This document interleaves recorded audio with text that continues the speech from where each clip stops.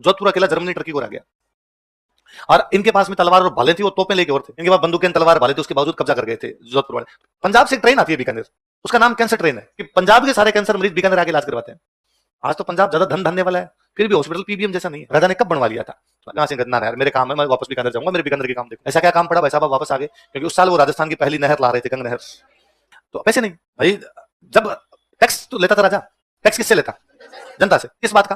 खेती का। भाई इकोनॉमी पे लगता है टैक्स, खेती होती नहीं है तभी तो अकाल पड़ रहे तुम्हारे, तो टैक्स भी कमी आता है इसका मतलब। तो रानियों के गहने गिरवी रखे थे सेठों के पास, जिनके पास रुपए थे ना, उनको ले जाके गिरवी रख के आए थे गहने। बाद रानियों का था, बाद में बनवा दूंगा, एक बार नहर लानी। तो पर फिर भी राजा का वो जीवड़ता था कि नहीं यार नहर लेंगे। राजा ने दो काम तो बड़े जोरदार किए, गंगा नहर, एक बीकानेर में हॉस्पिटल बनवाया था पीबीएम। मोंटेग्यू अपनी डायरी में लिखता है कि अगले दिन गंगा सिंह नाम लिखवाने के लिए गया, मुझे नहीं पता उसने क्या बात की थी, पर 2 मिनट के बाद वो अपना पेन निकाल के वहां पे साइन कर रहा था। मतलब उसने 2 मिनट में लोगों को कन्विंस कर लिया था, साइन कर दिया। साइन करने के बाद वो खड़ा हुआ, खड़ा होने के बाद उसने कलीमेंसू से हाथ मिलाया और कई देर तक उसका हाथ पकड़ के पता नहीं क्या बातचीत करता रहा। पुराना कोई भी आदमी होगा, अरे राज तो गंगा सिंह का था, उसमें कानून थे। भले गंगा सिंह का कमिश्नर साहब, मुझे नहीं पता अब तक क्या किया क्या नहीं किया। अगले 24 घंटे आपके पास है, जुलाई की जुलाई आ जानी चाहिए, यदि नहीं आई तो आपकी पत्नी जुलाई को दी जाएगी। कमिश्नर साहब 12 घंटे में ढूंढ लाए थे। कोई टाइम में एक देश था जर्मनी। कौन सा देश था? इस पे 2 देशों ने कब्जा कर रखा था, ऑस्ट्रिया और फ्रांस। किसने कब्जे कर रखे? जर्मनी ने ऑस्ट्रिया को हराया पहले, तो ऑस्ट्रिया को तो आराम से हरा गया, पर फ्रांस को जब उसने हराया ना, तो फ्रांस के साथ उसकी लड़ाई भी बढ़ी, पर फाइनली जर्मनी फ्रांस को हराता है। ये जर्मनी जो देश है ये बना ही 1870 में। कब बना? पहले अलग अलग टुकड़े हुआ करते, उन अलग अलग टुकड़ों पे कब्जा किसने कर रखा था? फ्रांस। पर जब जर्मनी वापस देश बनता है अपना, तो जर्मनी में राजा बनता है, तो वो फ्रांस की गुलामी से बाहर निकलते हैं, जर्मनी में राजा बनाते हैं। अब जर्मनी के राजा का राज तिलक कहां होना चाहिए? जर्मनी में। इन्होंने क्या, फ्रांस में जाके, फ्रांस में जो राजा के महल थे उस जगह का नाम था वर्साय। क्या नाम था? तो जर्मनी वालों ने राज तिलक किया वर्साय में जाके। ये मतलब फ्रांस वालों ने था, लो तुम्हारी छाती पे बैठ के, है ना, तुमने हमें गुलाम रखा था, अब लो हम तुम्हारी टेरिटरी में बैठ के हमारे राजा का राज तिलक कर रहे हैं। तो इसके बाद में जर्मनी और फ्रांस के बीच में बनती नहीं थी, और फ्रांस को हमेशा लगता था कि मुझे बदला लेना, जर्मनी ने मेरा अपमान किया, जर्मनी ने मेरा अपमान किया। जर्मनी को हमेशा लगता था कि ये कभी ना कभी बदला तो लेगा, तो वो उधर से एकदम तैयारी कर रखे। फाइनली फर्स्ट वर्ल्ड वॉर होने का बड़ा कारण भी था, इन जर्मनी फ्रांस के बीच में बनती नहीं थी। ऑस्ट्रिया जर्मनी फ्रांस इनके बीच में बनती नहीं, इनके बीच वापस लड़ाई शुरू हुई। वो लड़ाई जर्मनी फ्रांस की है, फिर फ्रांस की साइड से इंग्लैंड आ गया, कोई दूसरे देश यूरोप वाले आ गए, तो कोई 2-4 देश इधर से जर्मनी के साथ ऑस्ट्रिया आ गया था, हंगरी आ गया था, टर्की आ गया था, बुल्गारिया आ गया था। तो ये 5 देश तो एक साथ हो गए, बाकी यूरोप एक साथ हो गया। अब यूरोप ने पूरी दुनिया पे कब्जा कर रखा है, तो बाकी दुनिया की सेना को उन्होंने कहा हमारे साथ चलो। भाई भारत का क्या लेना देना, जर्मनी फ्रांस लड़े, पर भारत पर कब्जा किसका? अंग्रेजों का। अंग्रेजों का, तो अंग्रेज अपनी सेना ले गए, तो अपने भी वर्ल्ड वॉर में शामिल, इस प्रकार अपनी वर्ल्ड वॉर में एंट्री हुई। तो अंग्रेज, अब उस टाइम भारत 2 होते थे, एक वह भारत जहां अंग्रेजों का राज है, उसको तो ब्रिटिश इंडिया, ब्रिटिश इंडिया की सेना है, वो तो अंग्रेज सीधी सीधी ले गए। फिर दूसरा भारत कौन सा था? प्रिंसली इंडिया, जहां पे राजाओं का राज था। अंग्रेजों राजाओं का तुम भी आ जाओ, तो राजाओं ने भी बाद में भाग लिया था, अपनी आर्मी खूब अच्छी लड़ी थी। और इंडियन आर्मी, राजाओं की आर्मी फर्स्ट वर्ल्ड वॉर में अंग्रेजों खूब साथ देती है। फर्स्ट वर्ल्ड वॉर में भारत के खूब सारे शहीद होते हैं, वो जो शहीद हुए थे उनकी याद में अंग्रेजों ने बनाया था इंडिया गेट। जो दिल्ली का इंडिया गेट है, उस पर आज भी जाके कभी देखना, उस पर नाम है खूब सारे। कौन है वो लोग? शहीद है, किसकी तरफ से? अंग्रेजों की तरफ से। अंग्रेजों की तरफ से जो इंडियन शहीद हुए थे, कौन से वॉर में, उनके नाम कहां लिखे हुए? आई बात समझे? तो वो वर्ल्ड वॉर के अंदर तो अपने राजा भी भाग लेने के लिए, तो बड़ी अच्छी अच्छी लड़ाइयां हैं इसमें। तो इजराइल का एक शहर है, उस शहर का नाम है हाइफा। क्या नाम है शहर का? हाइफा। हाइफा नाम का एक शहर है, कहां पर है हाइफा? इजराइल के अंदर एक शहर है। उस पे 2 देशों ने कब्जा कर लिया, टर्की और जर्मनी। किसने? अब इंग्लैंड इनके खिलाफ लड़ रहा है, तो इंग्लैंड को ये कब्जा छुड़वाना है। तो इंग्लैंड ने अपने 3 राजाओं को कहा कि तुम सेना लेके जाओ और कब्जा छुड़वा लो, जोधपुर, मैसूर और हैदराबाद। कौन कौन से? मैसूर और हैदराबाद, इन तीनों को भेजा के जाओ कब्जा छुड़वाओ। कौन से शहर का? किससे लड़ना है जाके? जर्मनी और टर्की। किस किस से? इजराइल में पड़ता है अब तो ये, पर कब्जा किसने कर रखा था? जर्मनी और टर्की। छुड़वाना कौन चाहते हैं? अंग्रेज। सेना किस किस की भेजी? जोधपुर, मैसूर और हैदराबाद।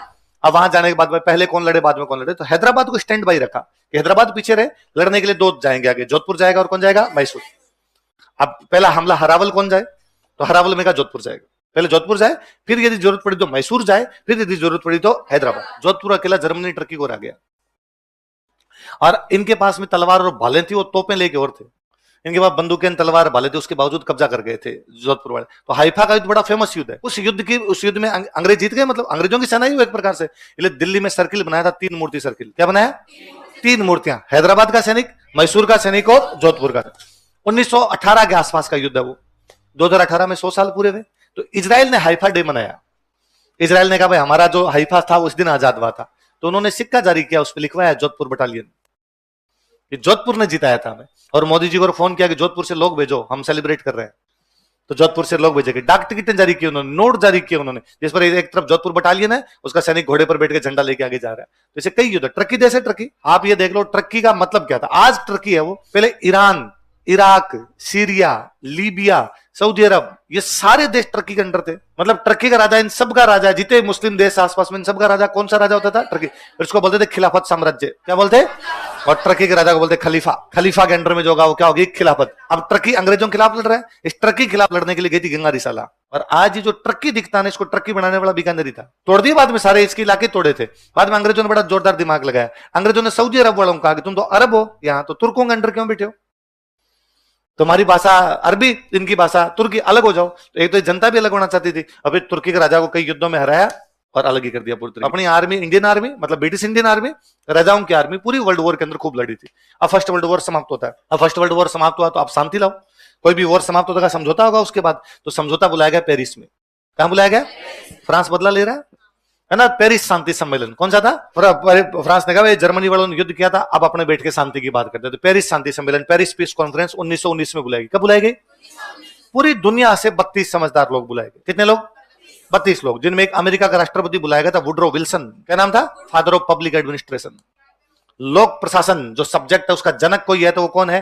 Woodrow Wilson. आगे लोक प्रशासन पढ़ोगे तब और पढ़ोगे, पबेड उसी का शुरू किया हुआ सब्जेक्ट है। उसमें ब्रिटेन का प्रधानमंत्री था लॉर्ड जॉर्ज, क्या नाम था? उसमें फ्रांस का प्रधानमंत्री था क्लीमेंसू, उसमें इटली से एक नेता था ओरलैंडो। ऐसे करके 32 बड़े बड़े लोग बुलाए थे कि बैठ के बताओ भाई आगे लड़ाइयां ना हो उसके लिए क्या किया जाए। तो दो चीजें तय करनी थी पेरिस शांति सम्मेलन में 32 लोगों को। जिन लोगों ने लड़ाई शुरू की उनको दंड मिले, आगे लड़ाई ना हो इसके प्रोविजन किए जाए। लड़ाई किसने शुरू की? जर्मनी, ऑस्ट्रिया, हंगरी, बुल्गारिया और टर्की। कौन कौन से 5 देश? जर्मनी, ऑस्ट्रिया, हंगरी, बुल्गारिया और टर्की। इसलिए 5 संधियां करेंगे। कितनी संधियां? जर्मनी के साथ संधि, बुल्गारिया के साथ संधि, टर्की के साथ संधि, ऑस्ट्रिया के साथ संधि और हंगरी के साथ संधि। उनमें क्या क्या संधि में क्या क्या होगा? जर्मनी पे क्या दंड लगाने, ऑस्ट्रिया पे क्या दंड लगाने, हंगरी पे क्या दंड लगाने, ये सब बैठ के ड्राफ्ट तैयार किए गए पेरिस में। कहां किए गए? अब ड्राफ्ट तैयार कर लिए, फिर इनसे अलग अलग जगह पे साइन करवाए गए।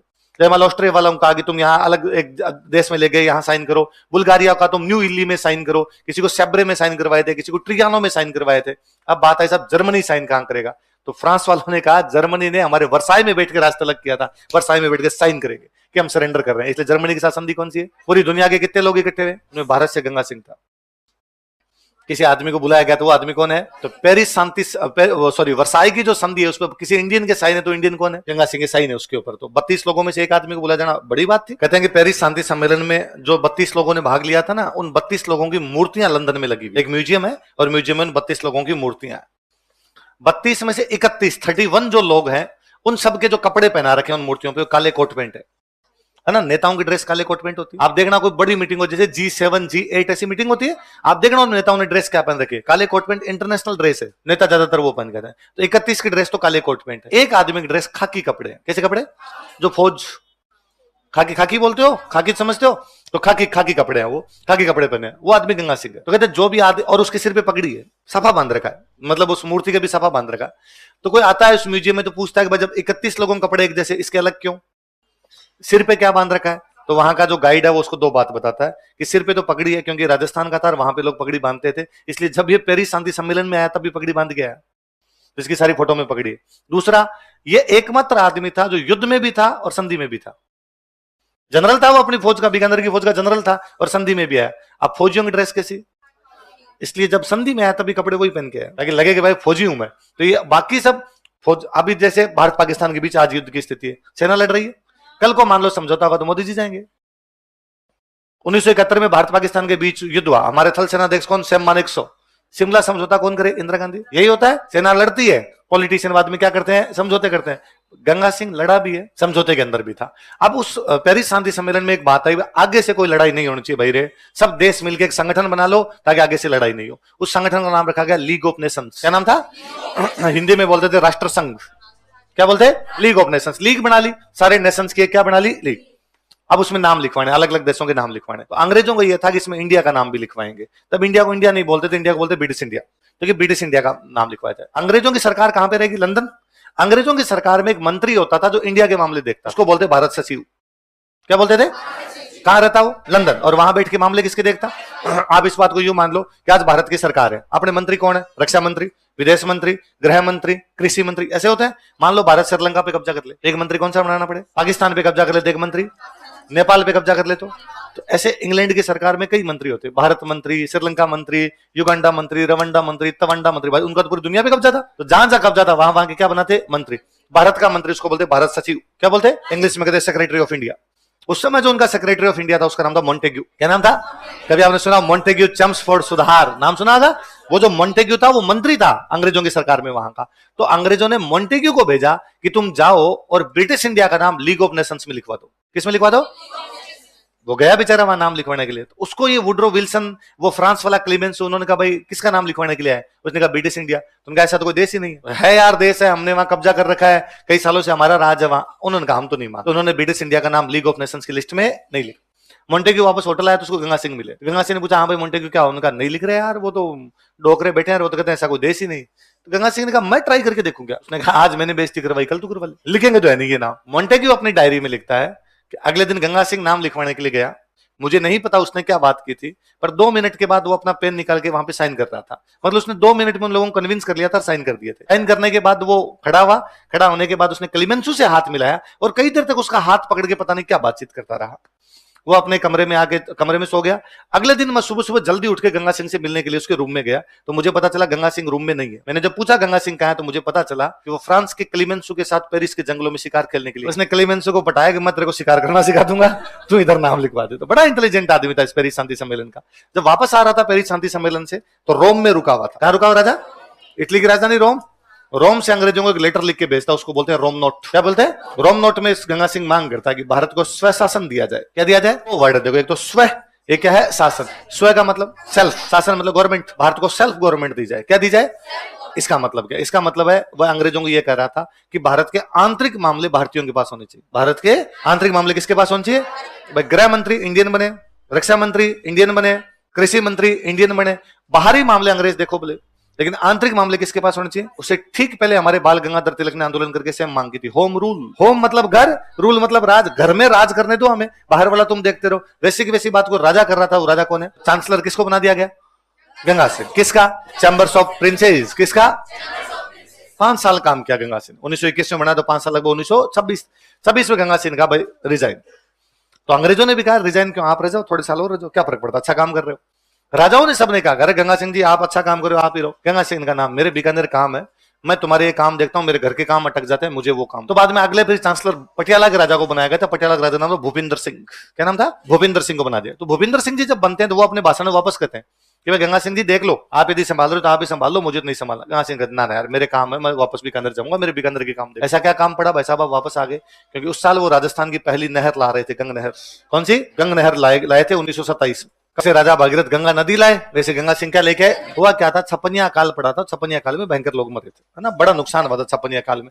गांव में अभी भी छपनिया काल की कहानियां सुनाते हैं तो गांव वाले कहते हैं कि भाई रे मिनख मरे थे आधे, पशु मरे थे सारे। पशु तो सारे मर गए, खाने पीने के लिए कुछ बचा ही नहीं, और मनुष्यों के लिए नहीं बचा, तो आधे तो वो भी सलट गए। और वैसे यूं कहानियां कि खेजड़ी के जो छाल होती है, छाल, उसको पीस के पानी के साथ सीधी सीधी पी ली उसको, और कोई तरीका ही नहीं बचा आपके पास। क्या खाते क्या पीते, कुछ नहीं बचाता। इतना भयंकर छपनिया काल था। इवन मतलब छपनिया काल की दहशत अब जाके लोगों में कम हुई होगी, अब हम जानते नहीं। बाकी पहले जो दुकानदार होता था वो अपनी खाता बही में 56 नंबर का पेज नहीं बनाता था, 56 के बाद पेज नंबर 57। जैसे 13 का अंक शुभ नहीं मानते कई जगह, कई होटलों में 13 नंबर का कमरा नहीं है, room number 12, room number 14 direct, 13 number का नहीं। अंग्रेजों ने चंडीगढ़ बसाया, चंडीगढ़ में 13 नंबर सेक्टर नहीं है, sector number 12, sector number 14, 13 number का सेक्टर नहीं, क्योंकि अंग्रेजों के 13 को अच्छा नहीं मानते। अपने तो मानते थे, अपने 13 को पूरा नहीं मानते थे। अंग्रेजों अपने 13 होती है, धनतेरस, शिवरात्रि को 13 आती है, अपने तो ऐसा था ही नहीं कुछ, अंग्रेजों के था तो वो करते। अपने 56 कई सालों तक यूं बड़ा बुरा रहा था, सुबह सुबह उठ के कोई 56 नाम ले लेता, घर वाले कूट दे, 56 काल का नाम ले लिया। 56 को इज्जत दिलाई मोदी जी ने। जब मोदी जी ने कहना शुरू किया कि भाई और बहनों मेरा सीना, तो जाके 56 को इज्जत मिली बेचारे को थोड़ी बहुत। कोई तो अब 56 काल पड़ा, लोग मरे, तो भाई क्या किया जाए, ऐसी स्थिति दोबारा कभी आ जाएगी तो उसके लिए क्या किया जाए। तो कहा भाई अपने पास अनाज होना चाहिए। अकाल में अनाज नहीं होता है, अनाज कहां से होगा? खेतों से। खेतों में अनाज कब होगा? जब बारिश आएगी, बारिश नहीं होती तभी तो अकाल पड़ता है। तो कहा बारिश का क्या भरोसा, राम जी आए तो आए, नहीं आए तो नहीं आए, तो नहर लेके आते हैं, नहर से लाते हैं। नहर लाए कहां से? नहर आती है नदी से, नदी तो है ही नहीं बीकानेर में पूरे में, तो नहर निकालेंगे कहां से? तो कहा फिर पंजाब से नहर लाते हैं। कहां से लाते हैं? पर दिक्कत पंजाब अंग्रेजों के पास है, अंग्रेजों वाले देश से अपने वाले देश में कैसे लेके आओगे। पर गंगा सिंह अंग्रेजों से ठीक बनती थी, तो अंग्रेजों को कहा कि तुम मुझे नहर लाने दो, ये पानी इधर लाने दो, और बाकी मैं मैनेज कर लूंगा नहर वगैरह का, तुम तो पानी दे दो मेरे को। तो अंग्रेजों ने कहा ठीक है। तो वहां से फिरोजपुर हेड नाम की जगह है, वहां से सतलज का पानी इधर मोड़ा था अपनी तरफ और ये लेके आए थे। कौन सी नहर? पैसे नहीं भाई, टैक्स तो लेता था राजा। टैक्स किससे लेता? जनता से। किस बात का? खेती का। भाई इकोनॉमी पे लगता है टैक्स। खेती होती नहीं है तभी तो अकाल पड़ रहे तुम्हारे, तो टैक्स भी कम ही आता है इसका। तो रानियों के गहने गिरवी रखे थे सेठों के पास, जिनके पास कोई रुपए थे ना उनको ले जाके गिरवी रख के आए थे गहने। बाद रानियों का था, बाद में बनवा दूंगा, एक बार नहर लानी है। तो पर फिर भी राजा का वो जीवड़ता थी कि नहीं यार नहर लेके। राजा ने दो काम तो बड़े जोरदार किए थे, गंगा नहर, एक बीकानेर में हॉस्पिटल बनवाया था पीबीएम ना। आप आज भी देखो जयपुर का सबसे बड़ा हॉस्पिटल राजा का बनाया हुआ है। 75 साल में अपनी सरकारें इतना बड़ा हॉस्पिटल नहीं बना पाई, वो बना गया। जबकि उनके पास संसाधन इतने ज्यादा नहीं थे। अब तो संसाधन और ज्यादा है भाई सरकारों के पास में, टेक्नोलॉजी है, सब चीजें। ये कहीं आप देख लो, आप बीकानेर में जो पीबीएम हॉस्पिटल है, गंगा सिंह का एक बेटा था, उसका नाम था प्रिंस विजय सिंह। क्या नाम था? प्रिंस विजय सिंह की डेथ हो गई थी, उसकी याद में बना, इसलिए नाम है Prince Vijay Singh memorial, PBM. अब वो हॉस्पिटल की क्या इंपॉर्टेंस है, आप देखो कि पंजाब से एक ट्रेन आती है बीकानेर, उसका नाम कैंसर ट्रेन है। पंजाब के सारे कैंसर मरीज बीकानेर आके इलाज करवाते हैं। आज तो पंजाब ज्यादा धन धान्य वाला है, फिर भी हॉस्पिटल पीबीएम जैसा नहीं है। राजा ने कब बनवा लिया था? पीबीएम, ये गंग नहर, एक और बीकानेर में कोई बड़ा निर्माण करता सर, पब्लिक पार्क, ये सब एक साथ शुरू करवा दिए थे। और रुपए और नहीं थे राजा के पास में, आगे पीछे ये बन रखे। फिर जैसे तैसे मैनेज कर कुरा के नहर लेके आए थे, गंग नहर। गंग नहर बड़ा उस समय क्रांतिकारी कदम था, इसलिए कहते हैं कि वो राजस्थान का क्या है। जब पहली नहर लेके आए, अंग्रेजों वाले से लेके आए, फिर इसका उद्घाटन गवर्नर जनरल से करवाया था। गवर्नर जनरल खुद आया था, लॉर्ड इरविन। 1943 में आजादी से 4 साल पहले गंगा सिंह की डेथ हो गई, देश आजाद हो गया। कंवर सेन जिंदा थे, तो कंवर सेन नेहरू जी से मिले जाके, और नेहरू जी को जाकर, नेहरू जी हमारे राजा के पास में रिसोर्सेस थोड़े थे, फिर भी राजा ने थोड़ा जिगरा दिखाया और पंजाब से नहर लेके आ गए। जबकि पानी भी अंग्रेजों से लेना पड़ा, उनको भी राजी करना पड़ा, तो नहर लेके आ गए। और हमारे कम से कम गंगानगर वाले इलाके में तो हरा भरा हो ही गया। अब तो नेहरू जी पंजाब भी अपना, राजस्थान भी अपना, संसाधनों की भी आपके पास में कमी नहीं, क्यों ना बड़ी नहर लाओ। फिर कंवर सेन के कहने पर, या कंवर सेन को इंजीनियर बना के अगली बार जो नहर ले गए उसका नाम था राजस्थान नहर। क्या नाम था? आरसीपी। क्या बोलते? Rajasthan canal project. क्या बोलते? 1958 के आसपास। वो फिर बड़ी लंबी नहर लेके थे, उसी जगह से वहां से निकाली, उसको हरिके बैराज से। हरिके बैराज से तो दोनों नहरों का जो इंजीनियर है वो कौन है? 1983 में इंदिरा गांधी का दौरा था उस इलाके में, इसलिए इंदिरा गांधी के नाम पर उस नहर का नाम बाद में क्या कर दिया गया, तो आजकल हम बोलते हैं आईजीएनपी। क्या बोलते हैं? इंदिरा गांधी नहर परियोजना। क्या बोलते हैं? जबकि पुराना नाम क्या था? पर ये दोनों अलग अलग नहर, गंग नहर अलग है, इंदिरा गांधी नहर, इंदिरा गांधी नहर का पुराना नाम। इसलिए आज भी जो पुराने लोग हैं उनसे इसको इंदिरा गांधी नहर नहीं बोला जाता, पुराने आज राजस्थान कनाल, उनके लिए राजस्थान कनाल या आरसीपी है वो आज भी। नए लोगों को जब वो नाम ही नहीं पता दिए, ये मैं इसलिए बता रहा था। कई बार व्हाट्सएप पे ऐसे मैसेज आते हैं कि देखिए कांग्रेस की काली करतूत, राजा की बनाई थी नहर गंग नहर, नाम बदल कर दिया इंदिरा गांधी नहर। मेरे पास एक दिन को व्हाट्सएप पर ऐसा मैसेज है, मुझे लगा यार ये मूर्ख क्या बात कर रहा है, गंग नहर अलग है, इंदिरा गांधी नहर। फिर मुझे लगा सोशल मीडिया पे तो कोई मैसेज भेज देता, क्या कर। एक दिन अखबार में आ गई, अखबार वालों ने छापाया, देखिए कांग्रेस की काली करतूत, राजा ने बनाई थी नहर, नाम बदल कर दिया इंदिरा गांधी नहर। अखबार वाले भी गलती कर ही देते हैं। एक दिन विधानसभा में नेताओं ने पूछ लिया, बीजेपी वालों ने कहा, कांग्रेस वालों देखो तुम्हारी काली करतूत, राजा ने बनाई थी गंग नहर, तुमने उसका नाम बदल क्या कर दिया। मुझे हंसी था भाई, जब कांग्रेस वालों खड़े होकर करेंगे हमारी मर्जी है। पूरे कुएं में भांग पड़ी है, किसी को नहीं पता भाई साहब कि दोनों नहरें अलग अलग। गंग नहर छोटी है, इंदिरा गांधी नहर बहुत बड़ी है। गंग नहर ले दे के गंगानगर में थोड़ा सा हनुमानगढ़ को टच करती है, इंदिरा गांधी नहर ठेठ जैसलमेर जा रही है, पूरी तरीके से बहुत बड़ी नहर है वो अपने आप में। तो दोनों अलग अलग नहर है, कॉमन बात एक ही है कि दोनों का इंजीनियर सेम था। वो कौन था? तो गांधी जी ने फर्स्ट में जाने से मना कर दिया था, अंग्रेजों का नहीं जाऊंगा। और गांधी जी अपना एक आंदोलन शुरू कर गए थे भारत में, सविनय अवज्ञा आंदोलन, सिविल डिसोबीडियंस मूवमेंट। तो अब सेकंड जब आया तो इरविन ने वापस गांधी जी कहा कि बापू आंदोलन बंद करो यार, लंदन जाके बात करो ना, क्या चाहिए आपको? आजादी। तो आजादी लंदन में मिलेगी, लंदन में डिस्कशन चल रहा है, वहां जाके लो, यहाँ छाती मत छोलो। बापू उनका ना साडा हक तुम तो झगमरा के दोगे भाई साहब, यहाँ भारत में आके दोगे आजादी। तो इरविन लगा रहे, बापू तो मान नहीं रहे। तो बापू को मनाने के लिए इरविन ने जिस आदमी को अपॉइंट किया, गंगा सिंह। गंगा सिंह ने बापू को मनाया, बापू घूम के आते हैं, थोड़े दिन आंदोलन बीच में रेस्ट दे लो यार, लंदन जाके आते हैं, घूम के आते हैं, वापस आएंगे। तो गांधी जी की और गंगा सिंह की खूब अच्छी बनती थी। तो गांधी जी का स्टेटमेंट है कि यदि मेरे को ब्रिटिश इंडिया से बाहर कहीं रहना पड़े, ब्रिटिश इंडिया में रहते तो मैं बीकानेर रहना पसंद करूं। उनसे पूछा गया भाई ऐसी क्या, तो उन्होंने कहा दो बातें, एक तो बीकानेर में हिंदू मुस्लिम समस्या नहीं है, सब मिलजुल के रहते हैं, धार्मिक भेदभाव किसी प्रकार का राजा करता नहीं। दूसरा, कानून व्यवस्था बहुत अच्छी है, लॉ एंड ऑर्डर जो है राजा का वो बहुत अच्छा है। और लॉ एंड ऑर्डर की तो आज भी खूब सारे बात करेंगे। पुराना कोई भी आदमी होगा तो अरे राज तो गंगा सिंह का था, उसमें कानून थे। भले ही आज लोकतंत्र है, आज ज्यादा अच्छा है, गंगा सिंह का राज कितना भी अच्छा रहा हो, पर फिर भी लोकतंत्र में ज्यादा अच्छी चीजें होती है, पर फिर भी लोगों को याद रहता है कि नहीं यार उस राजा ने न्याय किए थे। तो कहते हैं कि एक बार बीकानेर में कोई जुलाहा रहता था, जुलाहा समझो, जुलाहा कपड़े का जो काम करते हैं, एक जाति होती है जुलाहा, कपड़े का काम करते हैं, कपड़ा बनाने का। तो एक जुलाहा था, उसकी वाइफ का किडनैप हो गया राजा के राज में। तो वो पुलिस के पास गया, पुलिस जाकर मेरी वाइफ का किडनैप हो गया। पुलिस ने कहा भाई ढूंढते हैं, ठीक है। 3 दिन बीत गए, कोई ढूंढा ही नहीं उन्होंने। तो वो गंगा सिंह के पास चला गया, राजा के पास। और राजा को जाके उसने गालियां निकाली कि तो क्या तुम्हारी पुलिस, राजा टैक्स लेते हो हमसे, और पुलिस तुम्हारी, मेरी पत्नी का किडनैप हुआ है और 3 दिन हो गए और तुम्हारी पुलिस कोई कार्रवाई नहीं कर रही है। राजा बड़ा बुरा लगा। राजा ने बुलाओ कमिश्नर साहब को बुलाओ। उस समय बीकानेर का कमिश्नर एक अंग्रेज था, उसको बुलाया। तो लगा हाँ भाई क्या मामला है। तो जैसा जवाब देते हैं वैसा उन्होंने जवाब दिया, ट्राई कर रहे हैं, नहीं मिल रही, पूरी ट्राई में लगे में, आप करे हो तो थोड़ा और बढ़ा देते हैं उसको। गंगा सिंह का कमिश्नर साहब मुझे नहीं पता अब तक क्या किया क्या नहीं किया, अगले 24 घंटे आपके पास है, जुलाहे की जुलाही आ जानी चाहिए, यदि नहीं आई तो आपकी पत्नी जुलाहे को दी जाएगी। कमिश्नर साहब 12 घंटे में ढूंढ लाए।